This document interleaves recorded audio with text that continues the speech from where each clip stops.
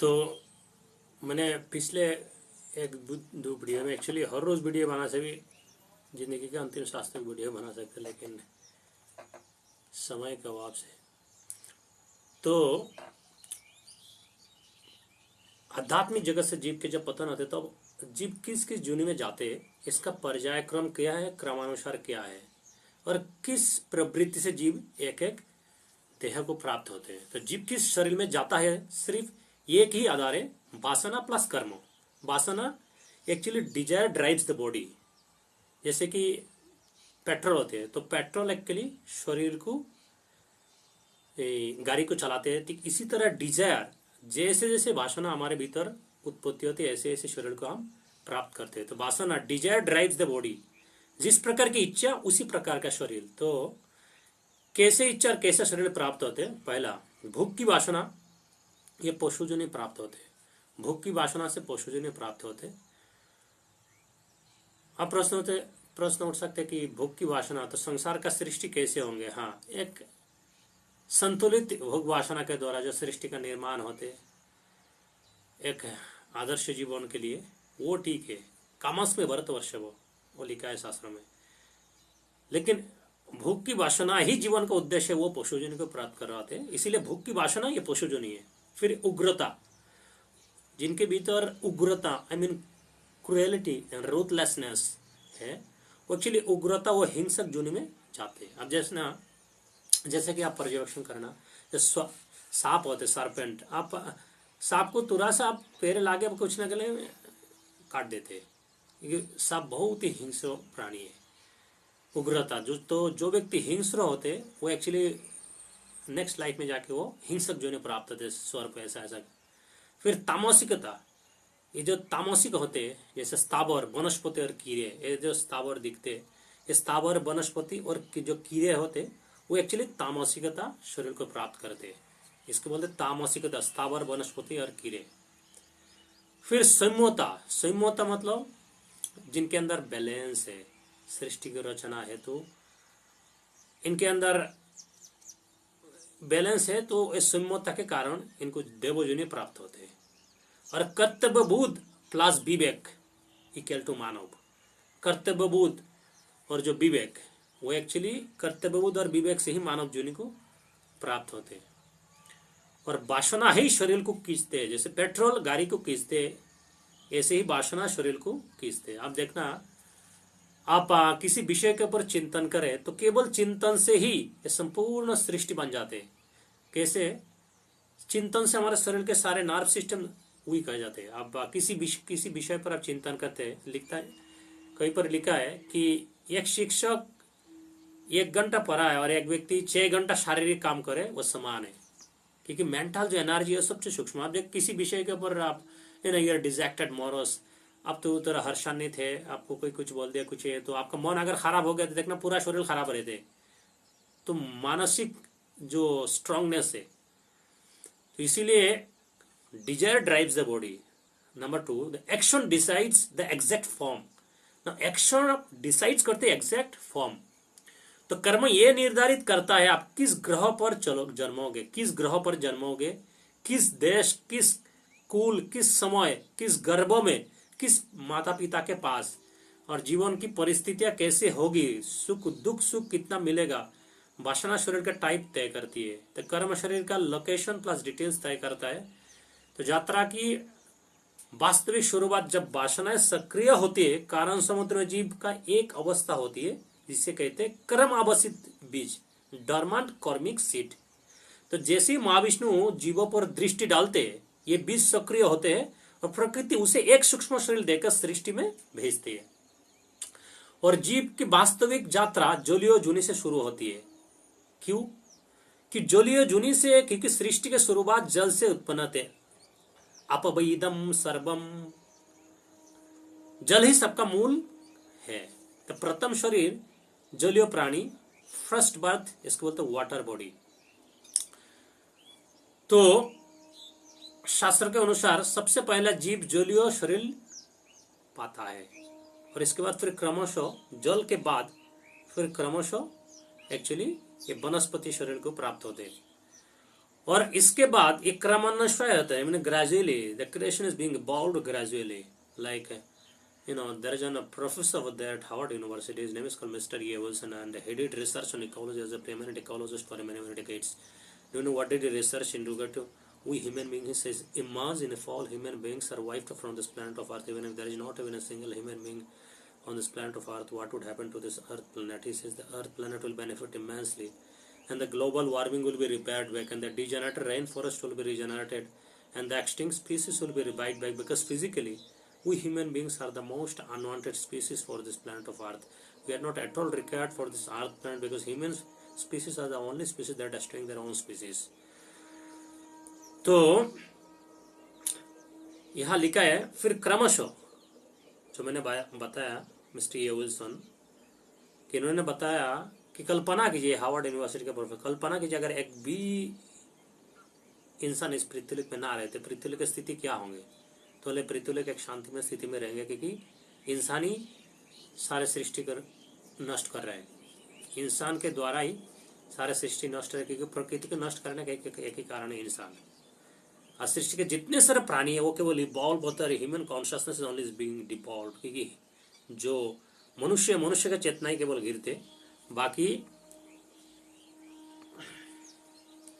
दूसरे चेतना इन लोग केवल इवॉल्व होते हैं। तो सबसे पहले जीव शरीर पाता है, जलीय शरीर पाता है, और फिर दूसरे फिर क्रमशः वनस्पति, और तीसरा फिर सरीसृप, और चौथा सरीसृप के बाद फिर चौथा फिर पक्षी योनि को प्राप्त होते हैं, और 5 फिर पशु, और पशु के बाद 6 फिर मानव योनि को प्राप्त होते हैं, पशु के बाद मानव योनि, और 7 फिर देव योनि, और 8 फिर पुनः कर्मानुसार नीचे या ऊपर। ये सतत चक्र चलता रहता है। तो 7 देवोजनी, और फिर पुनः कर्मानुसार नीचे या ऊपर, यह सतत चक्र होते हैं। तो जैसे चक्रवात में घूमती हवा इच्छा कर्म के अनुसार घूमता रहता है, तो मानव शरीर 8.4 मिलियन यात्रा की ये ट्रेनिंग फ्लाइट है। तो मानव शरीर न अत्यधिक तामसी के, न अत्यधिक राजसी के, न अत्यधिक दैवी के, ये संतुलित है। यही मोक्ष के शुरुआत का अवसर देता है। इसलिए कहा मनुष्य जन्म दुर्लभ है। जब जीव जहां भक्ति स्वीकारता है, यात्रा समाप्त, फिर कभी 8.4 मिलियन चक्र में नहीं लौटता। तो जीव ईश्वर विमुख होता है। यात्रा कैसे शुरू होती है? जीव ईश्वर विमुख होता है तो चेतना गिरती है ब्रह्मज्योति में, फिर कारण समुद्र में। चेतना कहाँ गिरती है? ब्रह्मज्योति में, और ब्रह्मज्योति के बाद फिर कारण समुद्र में, और कारण समुद्र में कर्म और वासना का बीज तैयार होते। कर्म और वासना का जो बीज है वो एक्चुअली इसको बोलते कॉजल सीड। कॉजल सीड कारण शरीर के अर्थ ही है, हमारे सबके कारण शरीर है जो कारण समुद्र में बांधता है सृष्टि के पहले। तो कारण समुद्र में कर्म और वासना के बीज तैयार होते हैं। फिर महाविष्णु की दृष्टि से प्रकृति सक्रिय होती है, और प्रकृति जब सक्रिय होते है जीव को लिंग शरीर मिलता है। किस जूनी में? हमारे जो बॉडी डिजाइन है ये एक्चुअली वही प्राप्त होते हैं। तो महाविष्णु की दृष्टि से प्रकृति सक्रिय होती है और जीव को लिंग शरीर मिलता है, और इसके बाद 8.4 मिलियन जूनी में प्रवेश करता है। तो प्रथम है जल शरीर, फिर क्रमशः विकास है, मानव शरीर मोक्ष का द्वार है। तो शुरुआत कहाँ से होती है? कारण समुद्र कॉजलेशन। जब जीव भगवान से विमुख होता है, ईश्वर विमुख होता, इसलिए लिखे चैतन्य चरित्र कृष्ण बोले जय जी भगवांचा कर निकटस्थ माया झापटिया धरे। तो भगवान से विमुख होता है, ईश्वर विमुख होता है, भोग की इच्छा करता है, मैं भी भगवान जैसे स्वतंत्र बनूं, ये सूक्ष्म अहंकार बैठता है। तो जीव का चैतन्य स्तर बदलता है, चैतन्य जो स्तर है वो बदलता है ब्रह्मज्योति की निष्क्रिय स्थिति से। तो ब्रह्मज्योति एक निष्क्रिय स्थिति है। तो ब्रह्मज्योति की निष्क्रिय स्थिति से जीव महाविष्णु का क्षेत्र कारण समुद्र कारण जल में प्रवेश करता है। ये गिरना नहीं, ये चेतना का परिवर्तन है। कारण समुद्र में जीव का बीज जन्म सीड जो वर्त है, महाविष्णु जीवों को देखता है, निमित्त शक्ति और प्रकृति उपादान शक्ति सक्रिय होती है। यह जीव को मिलता है लिंग शरीर सूक्ष्म देह, और मन बुद्धि अहंकार वासना प्लस कामना के बीज, पिछले अनंत जन्मों की इच्छाओं के जो बीज है। तो भोगों की जो प्रवृत्ति है ये एक्चुअली सूक्ष्म संस्कार कर्म प्लस बीज कर्मिक सीड से, और सूक्ष्म रूप से संभावित सभी कर्मों के बीज इसी बिंदु को वेदांत में कहा जाता है, जीव का प्रारंभ बीज पैदा होता है। तो महाविष्णु श्वास छोड़ते हैं, अनंत ब्रह्मांड बांधते हैं, प्रत्येक श्वास में अनगिनत ब्रह्मांड निकालते हैं, प्रत्येक ब्रह्मांड में गर्भोदकशाही विष्णु प्रवेश करते हैं और प्रत्येक ब्रह्मांड में ब्रह्मा का जन्म देते हैं। ब्रह्मा आगे सृष्टि करते और उसी समय जीव को अनेक वासनाओं और कर्मानुसार अलग अलग ब्रह्मांडों में भेजा जाता है। तो पहला देवयोनि 4 लाख है, फिर मानव 4 लाख, पशु 20 लाख और पक्षी 11 लाख और कीट पतंगे 9 लाख, नरक जुनी में 84,000 है और वनस्पति 20 लाख और जलियो 9 लाख, ये सब मिलाकर 84 लाख है। तो जीव किस शरीर में जाता है, सिर्फ एक ही आधार है, वासना प्लस कर्म। तो वासना डिजायर ड्राइव्स द बॉडी, जिस प्रकार की इच्छा उसी प्रकार का शरीर, भोग की वासना पशुजनी, उग्रता हिंसुजनी और तामसिकता स्थावर वनस्पति की असम्यता देवजनी और कर्तव्यबोध प्लस विवेक मानव वासना ही शरीर को खींचती है। कर्म एक्शन डिसाइड्स एग्जैक्ट फॉर्म। सब कर्म यह निर्धारित करता है आप किस ग्रह पर जन्मोगे, किस देश, किस कुल, किस समय, किस गर्भ में, किस पिता माता के पास जीवन की परिस्थितियां कैसे होंगी, दुख सुख कितना मिलेगा। वासना शरीर का टाइप तय करती है, कर्म शरीर का लोकेशन प्लस डिटेल्स तय करती है। तो यात्रा की वास्तविक शुरुआत जब वासनाएं सक्रिय होती है, कानन समुद्र में जीव का एक अवस्था होती है जिसे कहते हैं कर्मावस्थित कर्म, जो डरमान से है। तो इसी से ही हमारे मनुष्य जोनि का ये प्राप्त होते हैं। जैसा कि पहला जो जलीय जोनि है 9 लाख, ये मछलियां जल में एक्चुअली तमतत्व प्रधान जीवन, जलीय कीट कीड़े या काकरे, ये बब्बे जलीय जीव जैसे मगरमाछ, भेल आदि, ये जलीय जोनि है। और हम वनस्पति जोनि में पेड़ स्थावर रूप, ये लता स्पर्श दे संवेदनाहीन औषधिया सूक्ष्म जीवन, कर्मबद्ध अवस्था, ये सब वनस्पति है। कीट पतंग जोनि में जैसे कीड़े मकोड़े, तामसिक जोनि, मधुमक्खी, रजोगुण मिश्रित और कीट जीवन, अल्प बुद्धि, कर्मभोग और सरीसृप उभयचर जोनि विवरण, साप तामसिक वासना, छिपकली आदि अविकसित बौद्धिकता, मेंढक आदि जल मिश्रित और पशु जोनि 10 लाख, गरुड़ वर्ग सत्य प्रदान, तूता हंस आध्यात्मिक ग्रहणशीलता और पशु जोनि 20 लाख, जो पालतू गाय, बैल सत्वगुण मिश्रित, कुत्ता बिल्ली तामस रजस, शेर बाघ हिंसक और वासनिक जोनि।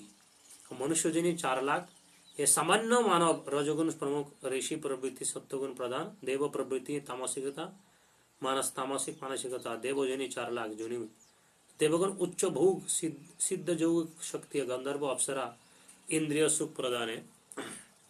तो जीव भगवान का अंश ईश्वर विमुख होते और ब्रह्मज्योति का निष्क्रिय अवस्था वासना बीज जागरण होते। कारण समुद्र महाविष्णु क्षेत्र लिंग शरीर धारण है और कर्म बीज सक्रिय सृष्टि चक्र में प्रवेश और जलियोजनी विकास, वनस्पति कीट सरीसृप विकास, फिर इससे पशु पक्षी मनुष्य आध्यात्मिकता, आध्यात्मिक क्षमता और देवता पुनर्जन्म और मानव से भक्ति, मानव में भक्ति और मोक्ष कृष्ण प्राप्ति होते।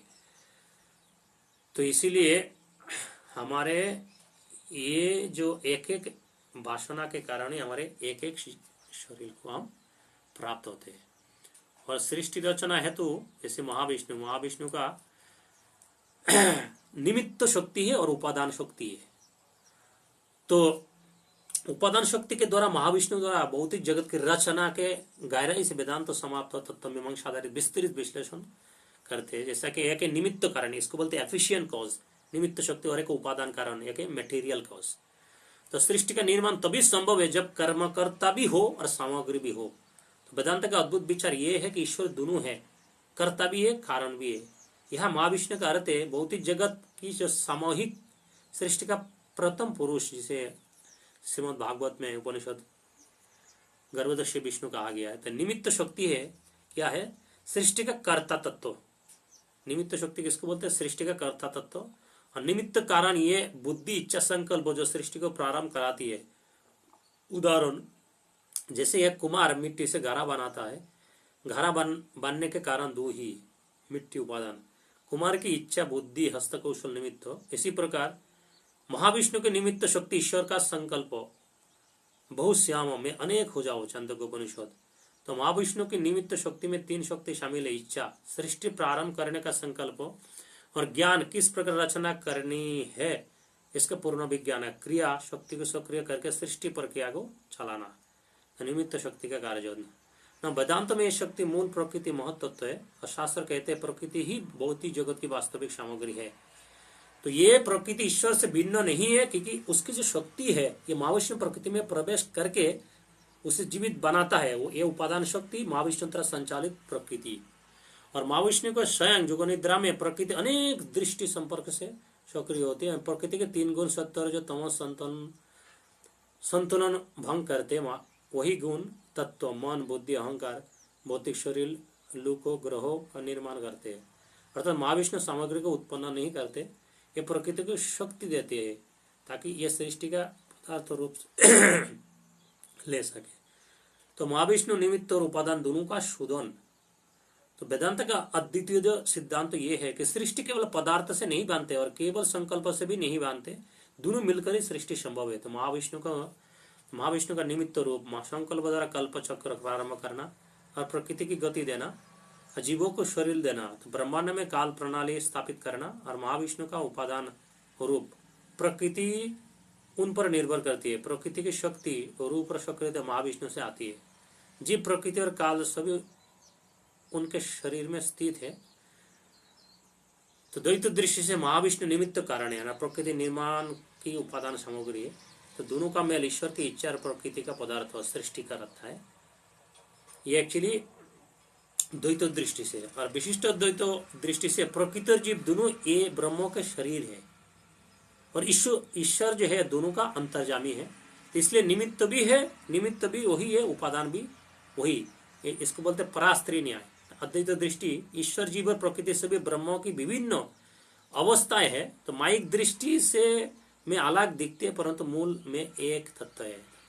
और भागवत महाविष्णु को बोलते हैं निमित्त कारण है, उपादान कारण, गर्भोदक्षय प्रकृति, उनकी शक्ति का विस्तार है। और ईश्वर प्रत्यक्ष रूप से सामग्री नहीं बांधते, परंतु सामग्री भी उन्हीं की शक्ति है। तो इस प्रकार भागवत दर्शन अचिंत वेदावत को स्पष्ट कराते हैं। महाविष्णु को दोनों शक्तियों का एकीकृत परिणाम है। जब निमित्त शक्ति संकल्प और उपादान शक्ति प्रकृति दोनों पूर्ण रूप से कार्य करती है, तब अनंत ब्रह्मांड महाविष्णु के रूप से प्रकट होते हैं। तो महाविष्णु उनमें प्रवेश करे, गर्भोदक्षय विष्णु बांधते हैं।